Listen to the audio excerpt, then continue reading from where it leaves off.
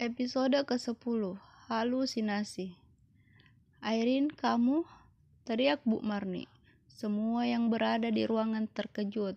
Andika yang hendak membuka pintu berbalik, diam terpaku menatap adiknya yang sedang berjalan ke arahnya. Bagaimana kamu bisa jalan, Dek? Tanya Andika terbata. Tangannya meraih tangan Airin yang sudah berada tepat di hadapannya. Airin tak menggubris Andika. Dia terus berjalan membuka pintu lalu tersenyum. Sudah lama menunggu, Kek? Tanyanya. Dia bergeser ke samping lalu kembali berkata, silahkan masuk, bisa sebentar lagi. Suami saya belum datang. Airin berbicara sambil berjalan seperti dia lagi bercakap-cakap dengan seseorang. Sayangnya, baik Andika, Mira, Bu Marni, dan Intan tak bisa melihat sosok tersebut. Intan menggeleng tak mau larut dengan hal yang menurutnya tak masuk akal. Didekatinya Airin. Rin, kamu masih sakit. Sebaiknya kamu di tempat tidur saja dulu. Sambil tunggu Danu, ucap Intan. Ih, Intan tidak sopan. Ada tamu, masa saya disuruh istirahat? Memangnya kamu mau temani tamu kita? Tanya Airin. Matanya mendelik, tidak suka kepada Intan. Kek, maafin teman saya, dia tidak kenal sama kakek, ucap Airin. Tangannya dia letakkan di atas dada, seolah sedang minta maaf. Andika yang menyadari hal itu segera maju dan memegang pundak Airin. Kek, minta maaf, adik saya lagi sakit jadi butuh istirahat. Kalau kakek mau bicara sama Airin, biar bicaranya sambil adik saya tidur, Andika memberi usul. Tangannya mendorong paksa Airin untuk melangkah ke dalam kembali ke tempat tidurnya. Airin tak menolak, dia bahkan seperti sedang serius mendengarkan. Airin didudukkan di tepi tempat tidur lalu dibaringkan. Pelan Andika mengelus lembut kepala adiknya itu. Maaf, Kek, silahkan menunggu. Sebentar lagi suami saya pulang, ucap Airin. Setelah mengatakan kalimat tersebut, Airin memejamkan mata. Tak lama dengkuran halus terdengar dari arah Airin. Bu, kakak Airin kenapa? Tanya Mira kepada ibunya. Tadi dia hanya bisa terpaku menatap kakak iparnya. Gak apa-apa, dia cuma berhalusinasi. Efek obat barangkali. Intan menenangkan semua yang ada di situ. Tapi lihat sendiri kan, kakak Airin tadi bisa jalan, seru Mira dengan antusias. Iya, bisa saja setelah koma syarafnya bisa pulih kembali, seru Andika. Setahu saya tidak mungkin, tapi apa sih yang tidak bisa, jelas Intan. Bu Marni yang sedari tadi hanya terdiam ikut berkata, sebaiknya besok ajak Airin periksa lagi, sekalian konsultasi sama dokter syaraf. Iya Bu, ucap Andika. Bu Marni dan Mira pamit untuk istirahat di kamar mereka masing-masing, sedangkan Andika dan Intan masih memilih untuk menemani Airin. Mir, telepon kakak kamu, kok jam segini belum pulang, suruh Bu Marni kepada Mira. Males Bu, ntar juga pulang, tolak Mira. Dia masih sakit hati, kakaknya lebih membela Maya daripada dirinya. Gak boleh begitu, jangan sampai kakakmu kena musibah, tegur Bu Marni. Biarin, jawab Mira. Dia lalu berjalan meninggalkan ibunya yang menggeleng-geleng. Mira malas menghubungi kakaknya. Paling juga dia lagi di rumah pelakor itu, batinnya. Karena Mira tak ingin menelpon, terpaksa Bu Marni yang menghubungi nomor anaknya. Teleponnya tersambung tapi tak diangkat. Sudah sampai panggilan ke-10, tak juga diangkat. Bu, makan dulu. Intan menghampiri Bu Marni dan mengajaknya makan malam. Tak terasa sudah jam 8 malam. Dari tadi sudah beberapa kali Airin mengigau memanggil nama suaminya.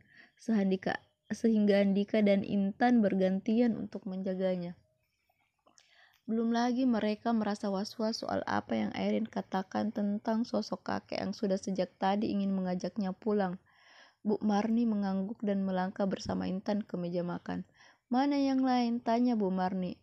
Mira katanya mau makan bakso, dia sudah pesan online. Andika belum lapar, jawab Intan. Setelah itu, Ibu Marni tak lagi bertanya, mereka sibuk dengan makanan masing-masing.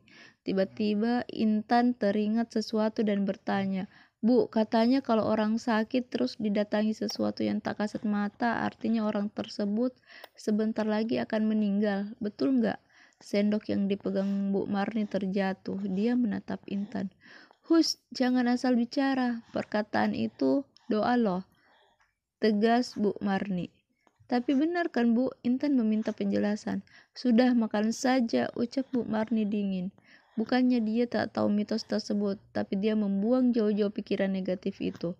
Mereka akhirnya makan dalam diam, tak ada lagi percakapan. Intan, tolong, teriak Andika. Intan segera bangkit, dia meninggalkan piringnya yang masih berisi banyak makanan. Dia berlari ke kamar Airin tempat datangnya suara. Bu Marni ikut pulang berlari ke kamar Airin. Mereka sama-sama terkejut ketika melihat Andika telah memegang badan Airin yang tengah kejang-kejang. Tan, Bu, tolong pegang Airin. Saya mau siapkan mobil. Kita bawa dia ke rumah sakit. Pinta Andika. Intan sigap memegang Airin. Begitupun dengan Bu Marni. Dia berdiri di sisi lain Airin. Terdengar suara grok-grok dari mulut Airin. Nak, istighfar. Bu Marni menuntun Airin. Dik, sebaiknya jangan tinggalkan Airin, cegah Intan. Andika terdiam. Dia yang berusaha melepaskan pegangan adiknya itu kembali memegang erat tangan adiknya. Air matanya mulai menetes. Bu Marni meninggal mereka, dia berlari ke kamar Mira. Mir, telepon kakakmu suruh pulang sekarang. Titah Bu Marni. Mira yang mendengar suara ibunya bangun dari tidur, meraih HP dan menghubungi nomor Danu. Sudah berkali-kali dihubungi tapi tetap tak diangkat. Bu, tak diangkat, jawab Mira. Ayo kita ke rumah wanita iblis itu, ajak Bu Marni. Mira mengangguk, lalu bergegas mereka keluar dari kamar. Intan, Dika, ibu cari Danu dulu, kalian jagain Airin dulu, teriak Bu Marni dari depan kamar Airin. Tak menunggu jawaban Bu Marni, lekas berlari menyusul Mira yang sejak tadi sudah menunggu di atas motor. Sepanjang jalan tak putus-putusnya Bu Marni berdoa untuk keselamatan menantunya. Mira mengemudikan motor dengan kecepatan tinggi sampai mereka hampir saja menabrak semua mobil yang melintas karena mereka melanggar lampu merah. Hampir 30 menit akhirnya mereka sampai di rumah Maya. Terlihat rumah itu gelap gulita, pagar rumah tampak roboh, kaca jendela terlihat pecah. Bu Marni dan Maya saling bertatapan. Untung saja tetangga rumah Maya keluar rumah. Permisi Bu, maaf yang punya rumah kemana ya? Mira bertanya. Ibu tersebut menatap Mira. Dia meneliti penampilannya dari mulai ujung kepala sampai ujung kaki. Lalu beralih menatap Bu Marni. Kamu apanya si tukang Sina? Tanya perempuan gemuk tersebut. Mira terengang mendengar pertanyaan itu.